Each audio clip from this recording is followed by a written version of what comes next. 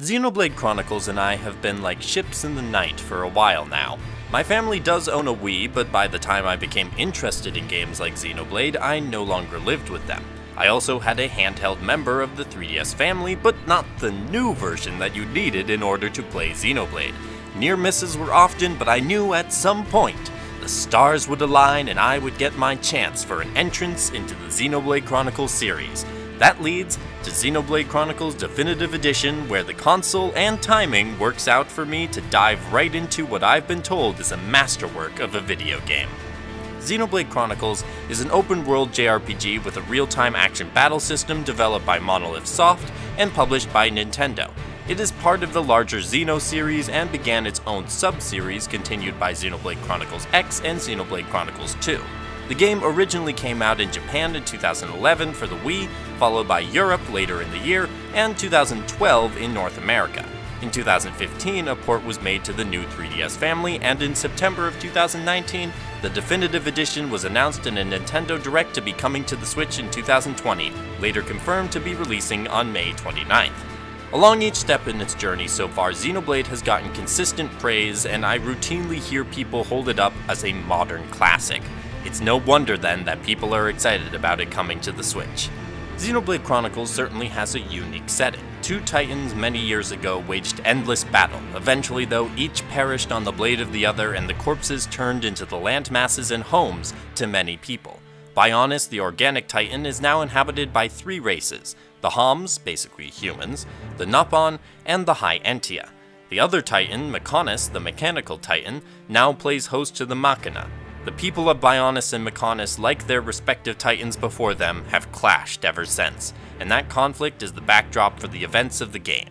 Now you'd think little squishy bio people with short lifespans wouldn't fare all that well against the Machina and their millennia-spanning mechanical warriors. However, the people of Bionis have a secret weapon, an immigrant who's unafraid to step up. He's constantly confusing, confounding the Mechon henchmen. Wait, I may have gotten off track there. What they actually have is the legendary weapon the Monado, which allows its wielder to glimpse into the future in battle. Any person can activate the Monado with some side effects, but it's more picky about who is allowed to wield it on a permanent basis. Enter our protagonist Shulk, a Hom scientist. Don't get many scientist protagonists in JRPGs usually, who lives in Colony 9 on Bionis along with his childhood friends Rain and Fiora. One day, the colony is invaded by soldiers from Mechonis called Mechons, and in order to save the colony and those he holds dear, Shulk tries to use the Monado.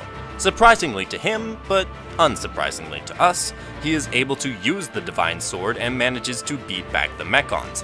Unfortunately, the destruction brought by them had already been done, and Shulk, along with several friends and companions, sets off on a mission of revenge that will take him all across Bionis and into Mechonis, and bring him in contact with strangers, friends, and foes.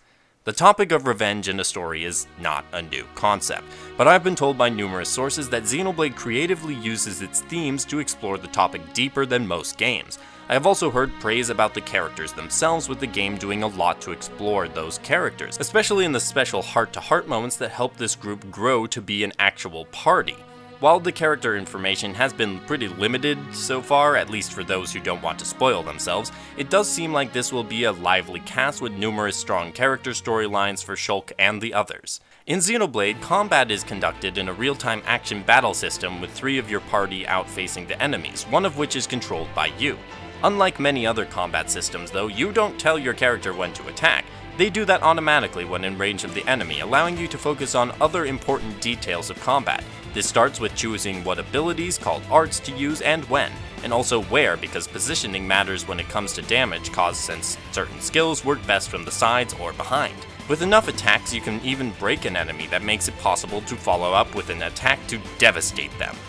Some arts can be used immediately in combat, and others require a number of attacks before they activate, and most have cooldowns before they can be used again. Attacks also help fill the party gauge, which once filled allows you to do chain attacks that do significant damage. Sometimes though, the enemy tries to do significant damage to you, right ungracious of them I say, and in those moments the power of the Monado gives Shulk visions, allowing you the chance to avoid and or counter the enemy's incoming attack. For a game with an automated attack system, it seems active, strategic, and simply a lot of fun to play. And I'm certainly looking forward to getting into it, although I imagine I've got a lot to learn since I've never played a game with a combat system like this one. When not fighting monsters, the game focuses a lot on exploration, which is just an excuse to show off the environments of the game. And I can understand why. The environments are varied and gorgeous. As an open world game, there are many side quests to be completed, locations to be explored, and treasures to be looted. Thankfully, moving around this giant landmass isn't too arduous, as you can discover landmarks all around to use as fast travel points. This system is also especially helpful when completing side quests. While the side quests from what I've seen so far aren't all that special, the fact that completing them gives you affinities with characters and locations that you can build up over the course of the game across the whole of the continent is special. I'm looking forward to building up my reputation as a savior of the people in-game, and also developing the relationships within the party, since the party also has affinities that can build up and give them stronger bonds. Someone who knows better than me can probably say whether these have benefits for gameplay, but I strongly suspect that to be the case. Either way though, the exploration gameplay definitely seems to have a lot to offer. Speaking of a lot to offer though, what about those players who have already played the original? What new content is there in this definitive edition? The first thing that stands out here is the visuals. The game has been updated magnificently when it comes to graphics, and the environments are stunning. The UI has also gotten a tune-up. The original game had pretty messy UI with hard-to-use menus and busy battle screens.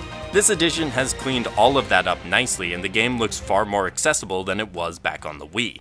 One unexpected addition that made me double take when I heard about it is that Monolith Soft has completely re-recorded the music.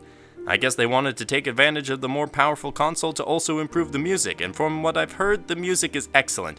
Unfortunately, it's not the music that I'm using in this video because they simply haven't put out long enough clips for me to use enough music to fit the length of this video. Plus, it's Yoko Shimomura composing, and she is a great composer who did Radiant Historia's soundtrack, and some other lesser-known games too. Finally, the big addition is the new epilogue, Future Connected, that takes Shulk and Melia on a journey to the Imperial capital. This serves as an epilogue for the game and is apparently available from the beginning at the start screen if players who played the original want to start off with it. I also noted that some players were worried about returning actors for Future Connected, and it has been confirmed that Adam Howden and Jenna Coleman return as Shulk and Melia respectively. Now, speaking as a new player, I can't say whether this is worth a purchase by people who have played the original version of Xenoblade Chronicles, but I can say that this version is not just a simple Switch port.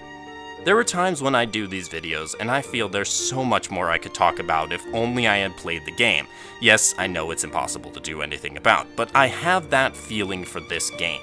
And that makes me excited because I just want to dive into all Xenoblade Chronicles Definitive Edition has to offer.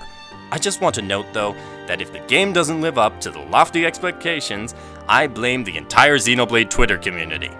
Not that I expect disappointment. I'm quite ready to jump into another long RPG journey because apparently I haven't had enough of those lately. And this particular journey looks like it will have action-packed combat, deep exploration, stunning visuals, and a compelling story. Please let me know if you'll be joining me in the land of... Wait, what the heck is the name of the world itself? Nah, never mind that. Leave a like if you enjoyed the video, comment below any thoughts on Xenoblade Chronicles or anything else that pops to mind, and subscribe for more video game content. I hope to see you all next time. Have a great day, and happy gaming!